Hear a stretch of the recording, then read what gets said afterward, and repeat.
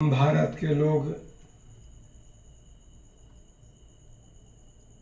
आज की स्थिति को देखते हुए मैं तिरंगा लिया हूं ताकि अपने भारतवासी को अपना ये राष्ट्रीय झंडा तिरंगा देखने के बाद अपने देश के प्रति अगाध प्रेम जन्म ले। कहता है जो भरा नहीं है भावों से, जिसमें बहती रसधार नहीं, वो हृदय पत्थर है जिसमें स्वदेश का प्यार नहीं। जननी जन्मभूमि स्वर्गादपि गरीयसी। आपने सुना कि ये भारतवर्ष, ये भारत माता किसी स्वर्ग से भी पवित्र है, किसी स्वर्ग से भी अच्छा है। इस भारत माता ने युगों युगों से हमको क्या नहीं दिया। सतयुग, त्रेता, द्वापर, कलयुग, भारत माँ सब दिन अपने पुत्रों का ख्याल रखी। यहाँ तक कि विदेशियों ने लूट लूट के ले गया और उस माँ तो माँ होती है। भारत माँ ये सभी अन्याय पाप को सहती रही।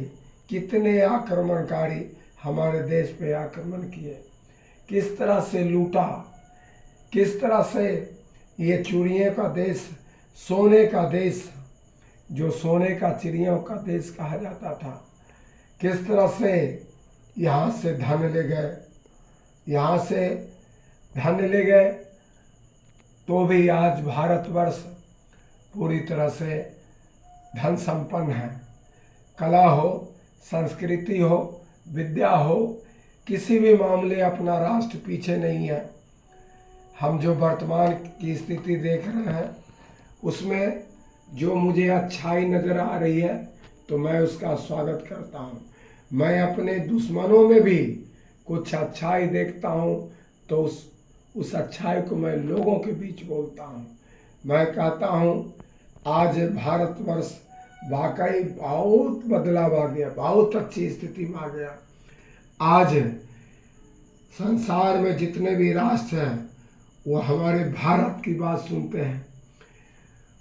कभी याद होगा 1966 का जो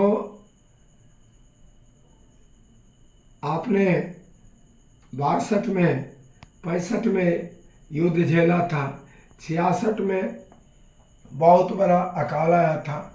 उस समय लाल बहादुर शास्त्री ने उनके जगह पे, उनके देवासन के बाद, देहांत के बाद इंदिरा जी को पद पे आने का मौका मिला। भारत के प्रधानमंत्री इंदिरा गांधी जी बने। 66 में इतनी बड़ा अकाल आई थी कि जो लगभग 70-75 मिलियन टन मात्र खाद्यान्न उपजा था, वही विगत वर्ष में 65 में लगभग 300-350 मिलियन खाद्यान्न उपज हुई थी। दुर्भाग्य से अकाल हो गया, प्रकृति ने साथ नहीं दी।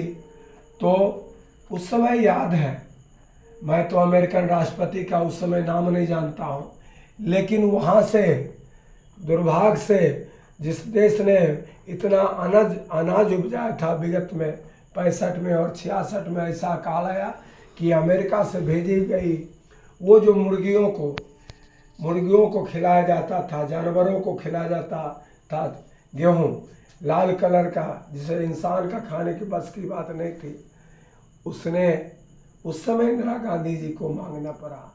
आज देखिए राष्ट्र कहाँ से कहाँ है।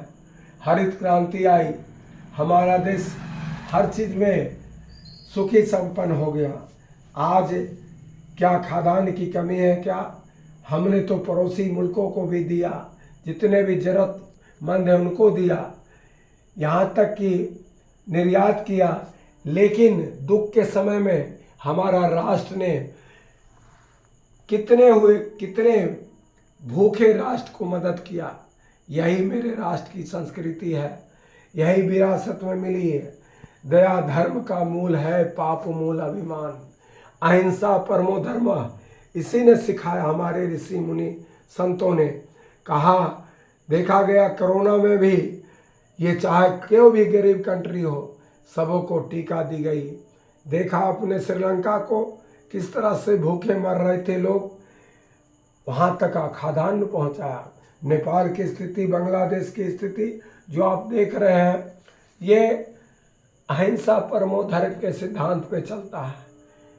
हिंसा तो इसके बस की बात नहीं है। हिंसा से मजबूर करे, हिंसा के लिए मजबूर करे, तभी भारतवर्ष किसी पे तलवार उठाता है। अन्यथा हम लोग के संस्कृति में, हमारा धर्म में, हमारा संस्कार में हिंसा तो सिखाया ही नहीं गया। अहिंसा परमो धर्म, धर्मो रक्षति रक्षिता। जो धर्म की रक्षा करता है, धर्म उसकी रक्षा करता है। अहिंसा परमो धर्म, धर्म हिंसा तथैव च। अहिंसा परम धर्म है। लेकिन जो देश को लूटता है, जो दुश्मन है, देश का दुश्मन है, राष्ट्र का दुश्मन है, समाज को लूटता है, अत्याचारी है, पापी है, अनिष्ट है, जो समाज को सिर्फ और सिर्फ दीमक की तरह खाने का प्रयास करता है, उसके लिए हिंसा धर्म है। अहिंसा परमो धर्म, धर्म हिंसा तथैव च। हे मानव, हे भारतवासी, हम लोग शांति के पुजारी रहे हैं। यहाँ में जितने भी हिंदू, मुस्लिम, सिख, ईसाई, वो सभी एक रहेंगे। एक रहेंगे तो भारतवर्ष रहेगा, बहुत जल्द विकसित कंट्री बन जाएगा। उसमें सारे धर्मों को एक होना पड़ेगा। भारत माता को समझना पड़ेगा, अपने देश को समझना पड़ेगा। क्या आपने भगत सिंह को भूल गया, उधम सिंह को भूल गया, बटुकेश्वर नाथ दत्त जी को भूल गया? क्या पंडित राम प्रसाद बिस्मिल जी को भूल गया? रोशन सिंह, राजेंद्र लहरी, अशफाक उल्लाह खान को भूल गया? क्या आपने देखा नहीं खुद्दीराम बोस जी को मात्र छोटी उम्र में इसी बिहार के इसी मुजफ्फरपुर में फांसी की सजा दी गई, छोटी उम्र में। देखिए मित्रों, अनगिनत क्रांतिकारी चंद्रशेखर आजाद जी को नहीं देखा आपने? कितने अनगिनत भारतवर्ष में क्रांतिकारी थे जिन्होंने अपना सर्वस्व त्याग दिया, अपना बलिदान दे दिया। मुश्किल से 27 वर्ष की उम्र में, कोई 18 वर्ष की उम्र में। देखना पड़ेगा, अपने नेताजी सुभाष चंद्र बोस को नहीं देखा। आप जितने भी क्रांतिकारी हैं, लाला लाजपत राय जी को नहीं देखा आपने, बाल गंगाधर तिलक को नहीं देखा आपने, जितने भी गांधी को नहीं देखा, गांधी जी को नहीं देखा आपने, नेहरू को नहीं देखा आपने, डॉक्टर भीमराव अंबेडकर जी को नहीं देखा आपने। डॉक्टर भीमराव अंबेडकर वाकई बहुत ही अंतर्राष्ट्रीय स्तर का विद्वान थे। सही मायने में पटेल साहब या डॉक्टर भीमराव अंबेडकर जी ही भारत के प्रधानमंत्री होना चाहिए था। आज तस्वीर अलग होती भारतवर्ष का। भले ही सरदार वल्लभ भाई पटेल ने सभी रियासतों को एक किया, ये बात सही है, और लेकिन जो भारत का संविधान था उसके प्रारूप समिति के डॉक्टर भीमराव अंबेडकर जी थे। उनकी योग्यता, काबिलियत देख के ही इतना सबसे बड़ा महत्वपूर्ण काम सौंपा गया। इतना बड़ा जो भारतवर्ष का आज 142 करोड़ की आबादी है, और उसका संविधान डॉक्टर भीमराव अंबेडकर साहब ने बनाया था। वो अंबेडकर साहब को जब विदेश से लौटे, अपने देश की स्थिति देखे, उनके ऑफिस में बड़े पोस्ट रहते हुए भी उनको एक चपरासी तक पानी नहीं देता था। कितने कभी उनको सांसद बनने नहीं दिया। बहुत सताया, चाहे कोई भी सरकार हो, बहुत सताया। मैं तो देखता हूँ 90 के बाद ही उनको भारत रत्न मिला। बहुत सारे महापुरुषों को भारत रत्न मिला। क्या जगजीवन राम बाबू वो प्रधानमंत्री के लायक नहीं थे? अरे मैं अमीरी गरीबी की बात करता हूँ, मैं सोचता हूँ, समझता हूँ। मैंने देखा आप पार्टी के संजय सिंह जो सांसद रहे, उन्होंने कहा कि इस भारतवर्ष का 60% संपत्ति किसी एक आदमी 1% लोगों के पास है। कितना दुर्भाग्य की बात है, जो अंग्रेजों के साथ रह के भारतवासियों का दमन किया, अंग्रेज के साथ रह के उन्होंने अपने देश को ही लूटा। आज उनके पास कुल संपत्ति का 60% संपत्ति का 1% आदमी के पास, 1% आदमी के पास वो संपत्ति है। शेष 40% में पूरा भारतवर्ष बांटता है, रहता है। आज मैं तो सीधे दो जात मानता हूँ, एक अमीर का, दूसरा गरीब का। कार्ल मार्क्स साहब का मुझे याद करता हूँ, जब उन्होंने कहा था विश्व के गरीबों एक हो, विश्व के गरीबों एक हो। सही मायने में दो जाति ही होती है, एक अमीर की, दूसरे गरीब की। पूर्ववर्ती मोदी सरकार ने लगातार दो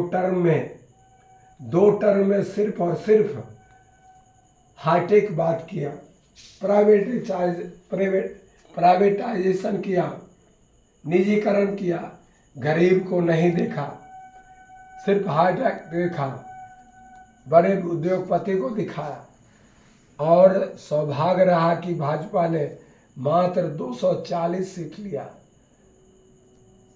उसने सोचा कि मंदिर बनाऊंगा तो जाके 400 तक पार कर जाएंगे, लेकिन असली मंदिर पेट की बात है, गरीबी की बात है, अशिक्षा की बात है, अच्छे स्वास्थ्य की बात है, कला संस्कृति ज्ञान जितने भी हैं उसको नहीं देखोगे तो निश्चित रूप से 240 पे आ जाओगे। आज देखिए वही गरीब का काम कर रहे हैं। दूसरे टर्म तक उनको गरीबी नज़र नहीं आती थी, रोजगार की बात नहीं होती थी, रोजगार दूर दूर तक था, गायब हो चुका था, आरक्षण भी खत्म कर रहे थे। पूरे जितने भी सरकारी संस्थान हैं अपने भर तो सभी का वो प्राइवेटाइजेशन कर दिए। सारा किसी न किसी रूप में आरक्षण नाम का चीज ही नहीं रहना चाहते थे। आज देखिए ईश्वर की कृपा हुई, भारतवर्ष बदल गया। अगले एपिसोड में मैं फिर आपसे बात करूंगा। भारत माता की जय।